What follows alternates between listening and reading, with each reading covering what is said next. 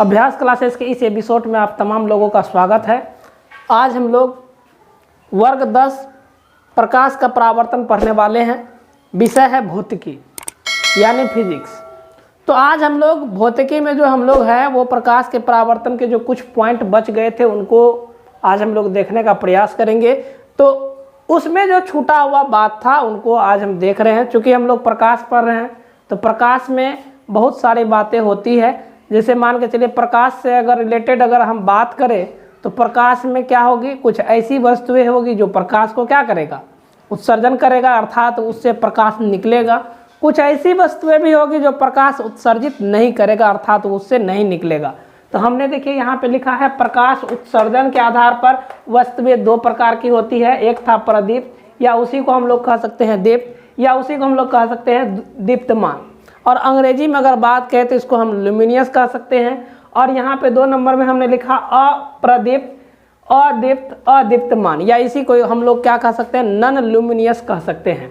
तो यहाँ देखिए हमने प्रदीप्त को क्या किया, परिभाषित करने का प्रयास किया है कि प्रदीप्त वस्तुएं किसको कहते हैं, वैसी वस्तुएं जो प्रकाश उत्सर्जित करती है, अर्थात वैसी वस्तुएं जो क्या करती है, प्रकाश को निकालती है, जिससे प्रकाश क्या होता है, निकलता है। वैसे वस्तुओं को हम लोग क्या कहते हैं, प्रदीप्त वस्तुएं कहते हैं। जैसे में हमने लिखा है सूर्य, तारे, बल्ब, मोमबत्ती etc।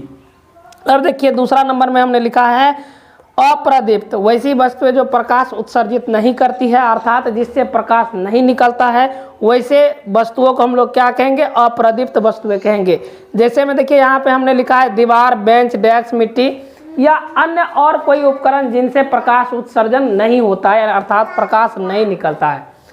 तो आगे इससे जो रिलेटेड और कुछ पॉइंट है उनको आगे हम लोग देखने का प्रयास करते हैं। यहाँ पे हमने लिखा है प्रकाश स्रोत। देखिए प्रकाश स्रोत क्या होता है, जिनसे हमको प्रकाश क्या होता है, उत्पन्न यानी हमको प्राप्ति होती है, उसको हम लोग प्रकाश स्रोत कहते हैं। तो यहाँ पे लिखे हैं प्रकाश स्रोत या यहाँ पे लिख सकते हैं वैसी वस्तुएं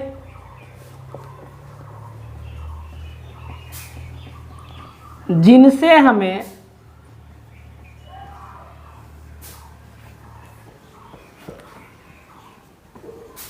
प्रकाश की प्राप्ति होती है,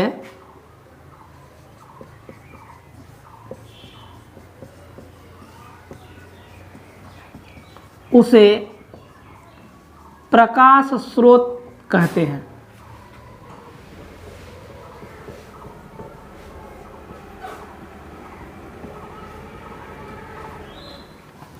अब हमने लिखा कि वैसी वस्तुएं जिनसे हमको क्या होता है, प्रकाश प्राप्त होता है, यानी प्रकाश की प्राप्ति होती है, उसको हम लोग कहते हैं प्रकाश स्रोत। तो अब देखिए प्रकाश स्रोत भी क्या होता है, 2 प्रकार का होता है। जैसे एक होता है क्या, एक प्रकृति द्वारा बनाई गई प्रकाश स्रोत और एक मानव निर्मित प्रकाश स्रोत। तो यहाँ पे हम लोग लिख सकते हैं प्रकाश स्रोत 2 प्रकार के होते हैं।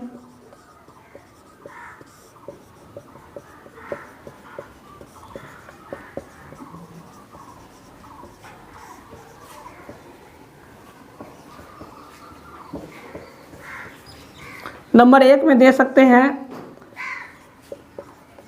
प्राकृतिक प्रकाश स्रोत,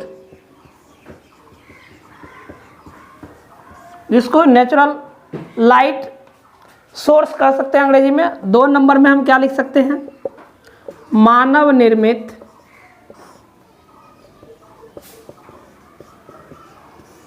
प्रकाश स्रोत।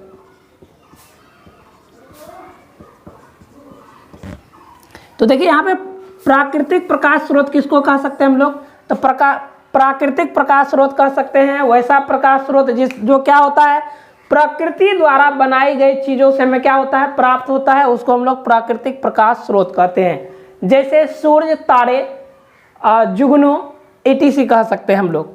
नहीं तो सूर्य जो है वो प्रकृति द्वारा निर्मित किया गया है और उनसे हमें क्या होती है, निरंतर प्रकाश प्राप्ति होती रहती है, इसलिए हम उसको प्राकृतिक प्रकाश स्रोत के अंतर्गत रख सकते हैं। अब मानव निर्मित प्रकाश स्रोत वह होगा वैसा प्रकाश स्रोत जिनसे या वैसा प्रकाश स्रोत जो मानव द्वारा बनाई गई हो। जैसे मान के चलिए बल्ब, मोमबत्ती, डिबिया, ये सब जो है मानव निर्मित प्रकाश स्रोत के अंतर्गत आएगा। तो हम लोग प्रकाश स्रोत के आधार पर देख ले कि प्रकाश स्रोत कितने प्रकार के होते हैं और जो कुछ इससे रिलेटेड कुछ पॉइंट है उसको हम लोग देख लेते हैं। देखिए यहाँ पे हमने लिखा है प्रकाश संचरण के आधार पर वस्तुएं 3 प्रकार की होती है, या इसी को हम कह सकते हैं कि पारगम के आधार पर वस्तुएं 3 प्रकार की होती है। पहला जो है हमने लिखा है पारदर्शी, दूसरा लिखा है पारभासी और तीसरा लिखा है अपारदर्शी। तो इन तीनों को बारी बारी से समझते हैं कि यह क्या होता है, पारदर्शी वस्तुएं क्या होती है, पारभासी क्या होती है और अपारदर्शी क्या होती है। तो पहले पारदर्शी को हम लोग देख ले कि पारदर्शी क्या होती है। पारदर्शी का मतलब क्या होता है, पारदर्शी वस्तुएं क्या होती है, मतलब वैसी वस्तुएं जिनसे होकर प्रकाश की किरणें आसानी से आर पार कर जाए। जैसे कांच में आप लोग देखते होंगे, अगर मान के चलिए कि उसमें प्रकाश की लाइट हमें से दे तो वह क्या होगा, आर पार हो जाएगा। नहीं तो जैसे आर पार हो जाएगा तो वैसे वस्तुओं को हम लोग क्या कहेंगे, पारदर्शी कहेंगे। जैसे हवा हो सकता है, कांच हो सकता है, पानी हो सकता है। तो इसको हम लोग परिभाषित कर दे, वैसी वस्तुएं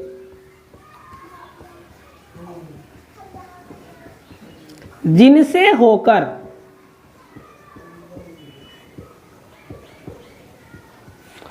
प्रकाश की किरणें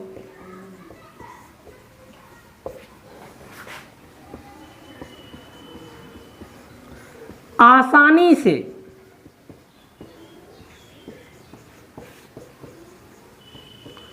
आर पार कर जाए उसे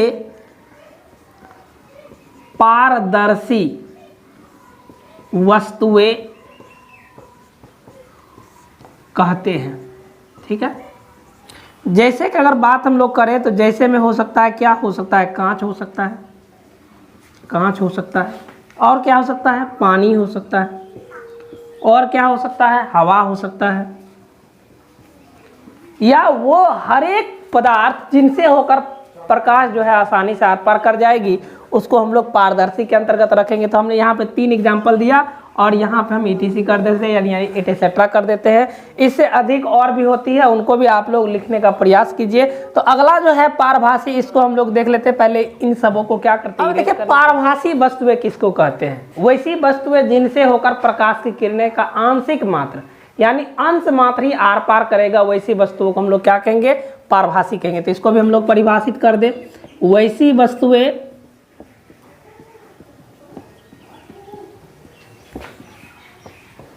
जिनसे होकर प्रकाश की किरणें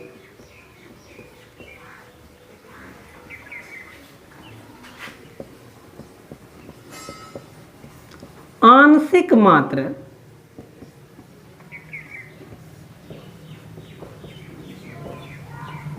आर पार करे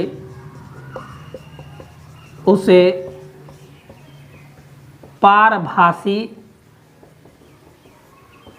वस्तुएं कहते हैं।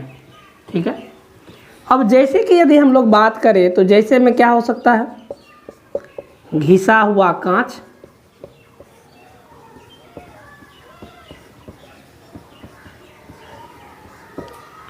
प्लास्टिक हो सकता है, जिसमें हम लोग क्या सामान लाते हैं, जैसे सब्जी वगैरह लाते हैं तो वह क्या होता है, कुछ पारदर्शी होता है, कुछ अपारदर्शी मतलब पारभासी होता है। और गंदा पानी को भी रख सकते हैं, गंदा पानी मान के चलिए कि उसमें कोई मिश्रण मिला दिया जाए, जैसे कि अगर मान के चलिए कि उसमें चूना मिला दे तो उसमें भी क्या होगा, आंशिक मात्र ही प्रकाश आर पार करेगा। तो ETC कर देते हैं। अब हम लोग जो तीसरा जो प्रकार था उनको हम लोग देख लेते हैं, वह होता है अपारदर्शी। अपारदर्शी वस्तुएं क्या होता है उनको हम लोग परिभाषित कर ले, तो वैसी वस्तुएं जिनसे होकर प्रकाश की किरणें आर पार नहीं करेगा उसको हम लोग क्या कहेंगे, अपारदर्शी कहेंगे। तो यहाँ पे लिख लेते हैं, वैसी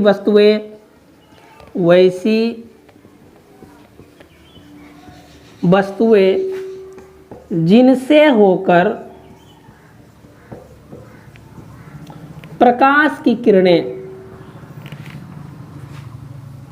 आर पार न कर सके, आर पार न कर सके उसे क्या कहेंगे, अपारदर्शी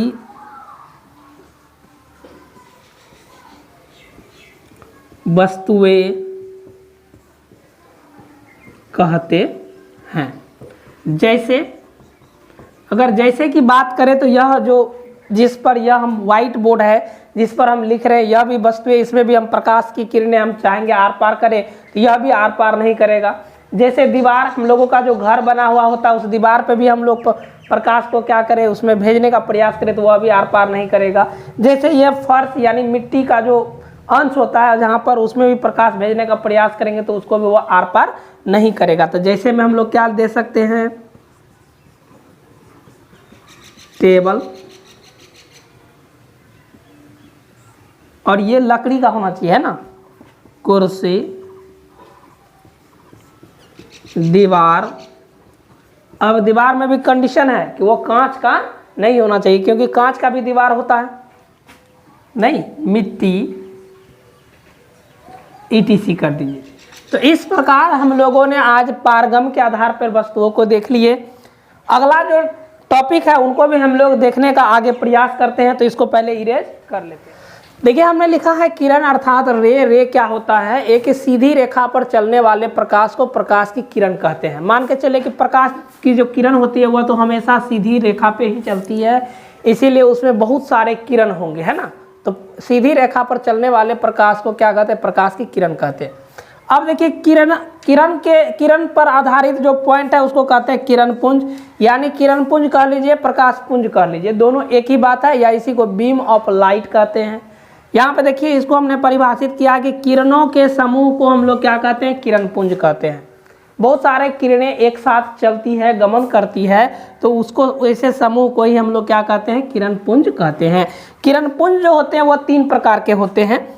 किरण पुंज देखिए यहाँ पे हमने लिखा है किरण पुंज 3 प्रकार के होते हैं। पहला लिखा है अपसारी किरण पुंज यानी डायवर्जिंग या डायवर्जेंट बीम। दूसरा लिखा है हमने समांतर किरण पुंज यानी पैरेलल बीम, और तीसरा लिखा है अभिसारी किरण पुंज अर्थात कन्वर्जेंट बीम। तो ये तीनों जो हमने किरण पुंज लिखा है इन तीनों को परिभाषित हम लोग अगले एपिसोड में देखेंगे। आज के एपिसोड में हम लोग रहेंगे यहीं तक, तो लेते हैं आप लोगों से विदा। और हाँ, यदि आप मेरे चैनल पर नए हैं तो जल्दी से आप मेरे चैनल को सब्सक्राइब करें, लाइक करें, शेयर करें ताकि और भी लोगों को इनका लाभ मिल सके। बहुत बहुत धन्यवाद।